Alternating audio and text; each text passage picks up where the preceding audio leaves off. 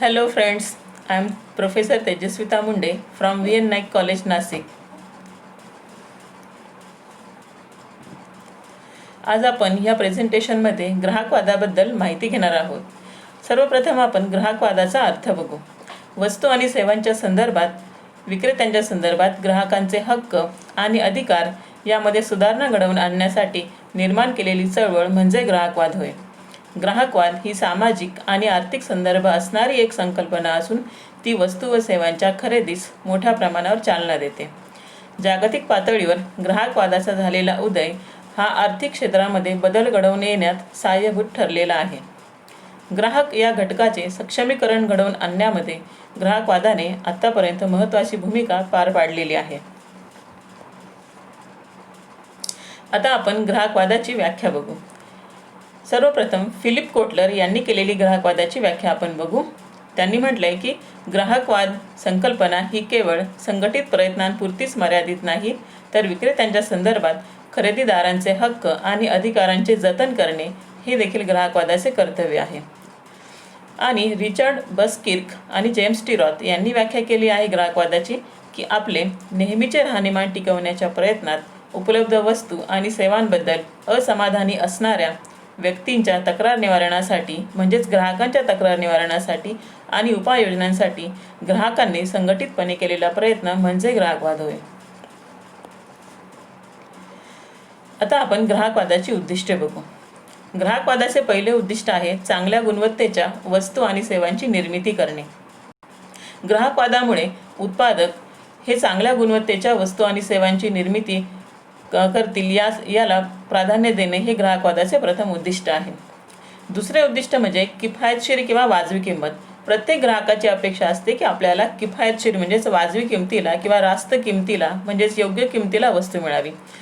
हे ग्राहकवादाचं दुसरं उद्दिष्ट आहे. ग्राहकवादामुळे वस्तू आणि सेवांच्या किमती ह्या योग्य राहण्यास मदत होते. तिसरं ग्राहकवादाचं उद्दिष्ट आहे तक्रारी आणि शंका यांचे निराकरण करणे.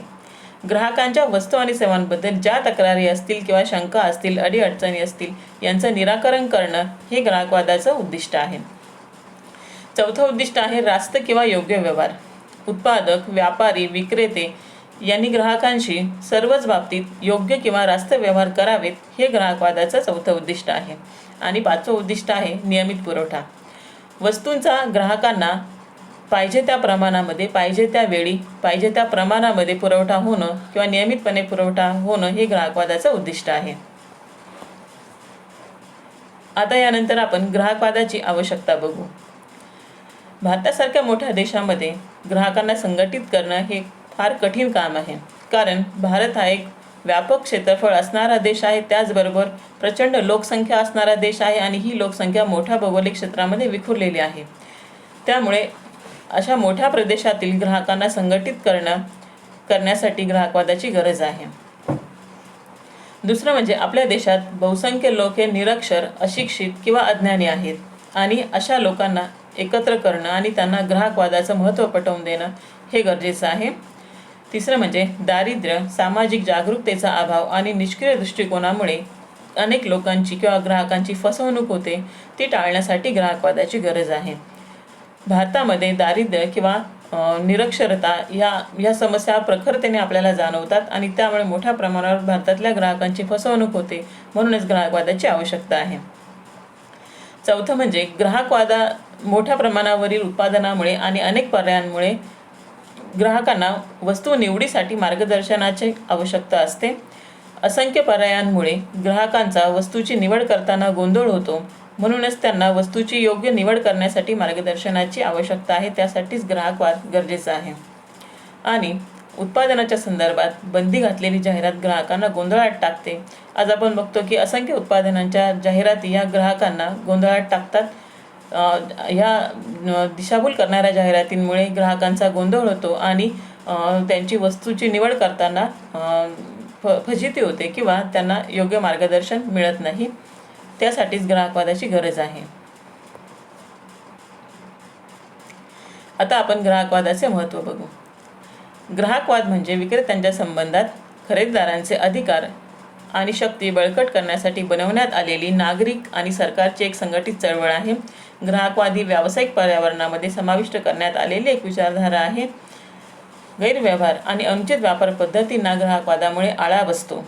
हा सगळ्यात महत्त्वाचा फायदा ग्राहकवादाचा आपल्याला सांगता येईल की व्यापाऱ्यांकडून किंवा उत्पादकांकडून गैरव्यवहार किंवा अनुचित व्यापारी पद्धती या ग्राहकवादामुळे टाळल्या जातात किंवा त्यांना आळा बसतो.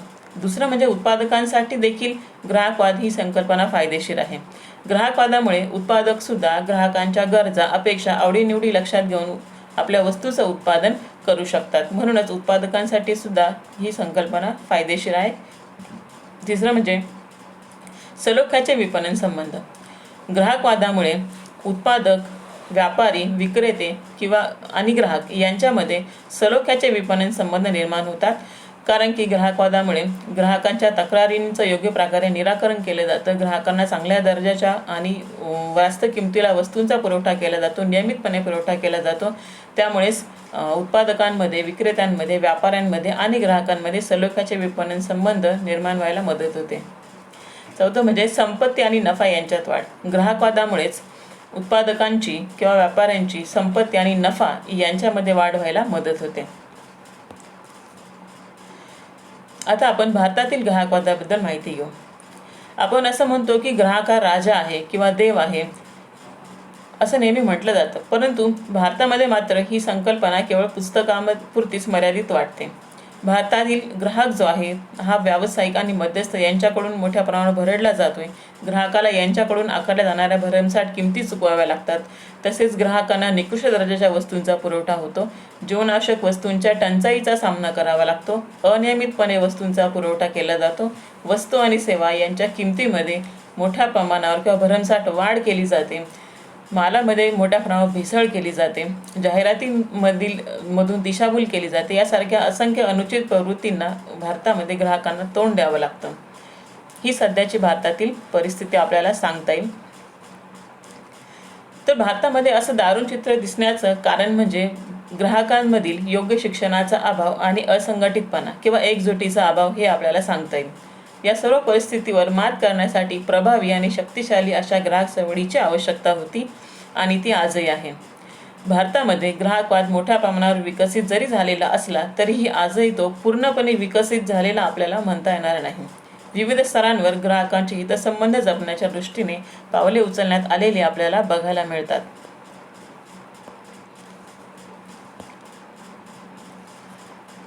आता आपण भारतामधील ग्राहकवाद परिणामकारक करण्यामध्ये कोणकोणत्या समस्या येतात किंवा अडचणी येतात ते बघू. पहिला मुद्दा आहे की ग्रामीण अर्थव्यवस्थेचे प्राबल्य. भारतामध्ये आपण म्हणतो की आजही जवळपास 70% लोकसंख्या ही ग्रामीण भागामध्ये म्हणजेच खेडेगावांमध्ये राहते. म्हणजेच भारतामध्ये ग्रामीण अर्थव्यवस्थेचे प्राबल्य आहे. आणि ग्रामीण अर्थव्यवस्था म्हटलं की ग्रामीण भागातील लोकांमध्ये निरक्षरता, अज्ञानीपणा, जागरूकतेचा अभाव हे सगळ्या समस्या आपल्याला बघायला मिळतात. त्यामुळे भारतामध्ये ग्राहकवाद परिणामकारक करण्यामध्ये ही अडचण आपल्याला सांगता येईल. दुसरं म्हणजे ग्राहकांची बेफिकिरीची वृत्ती. भारतीय ग्राहक हा काहीसा बेफिकीर प्रवृत्तीचा आहे. म्हणजेच मला काय द्यायचे या वृत्तीचा आहे. माझी फसवणूक होत नाहीये ना, मग मी दुसऱ्याच्या फसवणुकीशी मला काय करायचं आहे, या प्रकारची बेफिकिरीची प्रवृत्ती भारतीय ग्राहकांमध्ये बघायला मिळते. हे एक भारतातील ग्राहकवाद परिणामकारक करण्यामधील समस्या आहे. तिसरं म्हणजे निरक्षरता किंवा शिक्षणाचा अभाव. भारतामध्ये आजही जवळपास 50% लोकसंख्या ही निरक्षर आहे किंवा इलिटरेट आहे असं आपण म्हणतो. म्हणजे शिक्षणाच्या अभावामुळे भारतीय ग्राहकांमध्ये आजही जागरूकतेचा अभाव आपल्याला बघायला मिळतो. भारतीय ग्राहकांना त्यांच्या हक्क आणि अधिकारांबद्दल, कायद्याबद्दल अजूनही पाहिजे तितकी माहिती झालेली आपल्याला दिसत नाही. चौथं कारण म्हणजे एकजुटीचा अभाव किंवा असंघटितपणा.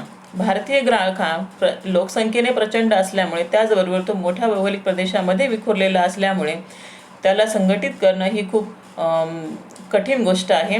आणि त्यामुळेच भारतीय ग्राहकांमध्ये हा एकजुटीचा अभाव आपल्याला बघायला मिळतो.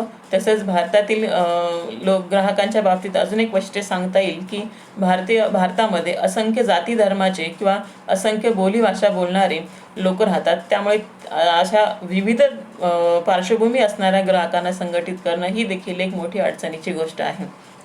पाचवा मुद्दा म्हणजे सहनशील वृत्ती. भारतीय ग्राहक हा सहनशील वृत्तीचा आहे. म्हणजेच बऱ्याच वेळेला फसवणूक झाल्यानंतरही तो सहन करतो किंवा अन्याय सहन करतो आणि त्या अन्यायाविरुद्ध तो दाद मागत नाही किंवा तक्रार दाखल करत नाही. म्हणजे ह्या सहनशील वृत्तीचा सुद्धा उत्पादक किंवा व्यापारी यांच्याकडनं गैरफायदा घेतला जातो. आणि शेवटचा मुद्दा म्हणजे कायद्यातील पळवाटा. भारतामध्ये असंख्य गुन्ह्यांसाठी अनेक कायदे आपल्याला आज अस्तित्वात आहेत, परंतु तरीही प्रत्येक कायद्यामध्ये काही ना काही पळवाटा लोक काढतात. त्यामुळे या कायद्यातील पळवाटांमुळे सुद्धा कायद्याची परिणामकारकपणे अंमलबजावणी केली जात नाही आणि त्यामुळे सुद्धा ग्राहकवाद हा परिणामकारक आपल्याला झालेला बघायला मिळत नाही. आता आपण भारतातील ग्राहकवाद परिणामकारक करण्याचे उपाय बघू. पहिला उपाय सांगता येईल की साक्षरतेचे प्रमाण वाढविणे.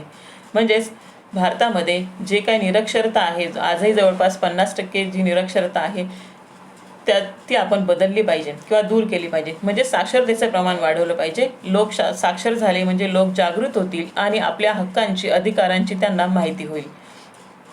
दुसरा उपाय सांगता येईल की मध्यस्थांची संख्या कमी करणे. भारतामध्ये आपण बघतो की उत्पादकांपासून तर उपभोक्त्यांपर्यंत वस्तू येईपर्यंत ती असंख्य मध्यस्थांच्या माध्यमातून येत असते. त्यामुळे त्या वस्तूची किंमत ग्राहकाच्या हातात वस्तू येईपर्यंत मोठ्या प्रमाणावर वाढलेली असते, कारण की प्रत्येक मध्यस्थ आपला खर्च अधिक नफा वस्तूच्या किमतीमध्ये समाविष्ट करून पुढच्या घटकाला ती वस्तू विकत असतो. त्यामुळे ग्राहकांना मोठ्या प्रमाणात वस्तूची किंमत ही चुकवावी लागते. म्हणून मध्यस्थांची संख्या कमी करणं हा एक उपाय आपल्याला सांगता येईल. तिसरं म्हणजे कायद्यांची परिणामकारक अंमलबजावणी. कायदे प्रत्येक गुन्ह्यासाठी आहेत, परंतु त्यांची परिणामकारकपणे अंमलबजावणी होत नाही. म्हणून आजही आपल्याला गुन्हे थांबलेले दिसत नाहीत किंवा त्यांचं प्रमाण कमी झालेलं दिसत नाही. म्हणूनच कायद्यांची परिणामकारकपणे अंमलबजावणी करणं हा एक महत्त्वाचा उपाय ग्राहकवाद परिणामकारक करण्यासाठी सांगता येईल. चौथा म्हणजे ग्राहक प्रशिक्षणाची गरज. ग्राहकांना प्रशिक्षण देणं हे गरजेचं आहे. प्रशिक्षण यासाठी की ग्राहकांना आपले हक्क कोणते आहेत, अधिकार कोणते आहेत, आपल्यासाठी कोणते कायदे अस्तित्वात आहेत याची माहिती व्हावी. फसवणूक झाल्यानंतर तक्रार कुठे दाखल करावी, कशी दाखल करावी, न्याय कसा मिळवावा, नुकसान भरपाई कशी मिळवावी, या सर्व गोष्टींची माहिती ग्राहकांना असली पाहिजे. त्याचबरोबर वस्तूंची निवड करताना कोणती काळजी घेतली पाहिजे, विक्रेतर सेवांच्या बाबतीत कोणकोणत्या गोष्टींची काळजी घेतली पाहिजे, यासाठी ग्राहकांना प्रशिक्षणाची गरज आहे आणि ते दिलं पाहिजे. पाचवा उपाय सांगतील की सुरक्षिततेच्या हक्कांकडील दुर्लक्ष. आज आपण बघतो की अनेक उत्पादनं ही ग्राहकांना वापरण्यासाठी असुरक्षित आहेत. अनेक उत्पादनांमुळे ग्राहकांच्या जीविताला किंवा आरोग्याला किंवा मालमत्तेला धोका पोचलेला आहे, असे आपण अनेक उदाहरणं ऐकतो किंवा पाहतो. मग ह्या ग्राहकांना कायद्याने सुरक्षिततेचा हक्क दिला आहे. म्हणूनच ग्राहकांच्या सुरक्षिततेच्या हक्काकडे दुर्लक्ष होता कामा नये. उत्पादकांनी वस्तूंचं उत्पादन करताना त्या वस्तू सुरक्षित असतील ग्राहकांच्या वापरासाठी याची काळजी घेतली पाहिजे. हा एक उपाय सांगता येईल. सहावा उपाय म्हणजे आंतरराष्ट्रीय दबावापासून संरक्षण. आज आपण बघतो की भारताला आंतरराष्ट्रीय दबावापासून संरक्षणाची गरज आहे.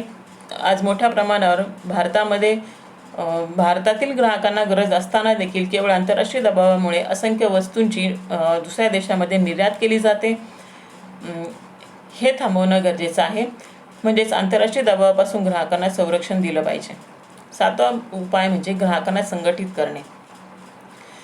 ग्राहकांना संघटित करणं ही खूप महत्त्वाची गोष्ट आहे, कारण की असंख्य विविध पार्श्वभूमी असणारे ग्राहक, विविध भाषा, जाती, धर्माचे ग्राहक यांना एकत्रित करणं ही अवघड गोष्ट आहे. परंतु असंघटितपणा हा एक मोठा अडथळा ग्राहकवादाच्या विकासामध्ये ठरतो. म्हणूनच ग्राहकांना संघटित करण्याची गरज आहे.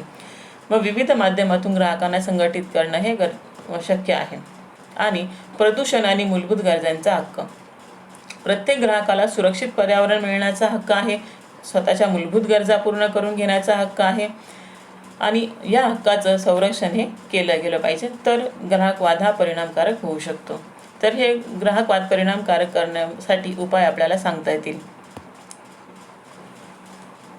आता आपण ग्राहकवादासंबंधी युक्तिवाद बघू.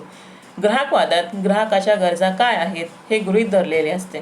ग्राहकांच्या गरजा ओळखून त्यांची पूर्तता करणे हे उद्योग संस्थांना शक्य होते. उत्पादनाशी संबंधित सर्व प्रकारची माहिती ही उद्योग संस्थांकडून ग्राहकांना पुरवली जाते. ग्राहकांच्या अपेक्षा आणि व्यवसायाच्या जबाबदारीची पूर्तता उत्पादन आणि सेवांच्या माध्यमातून होते.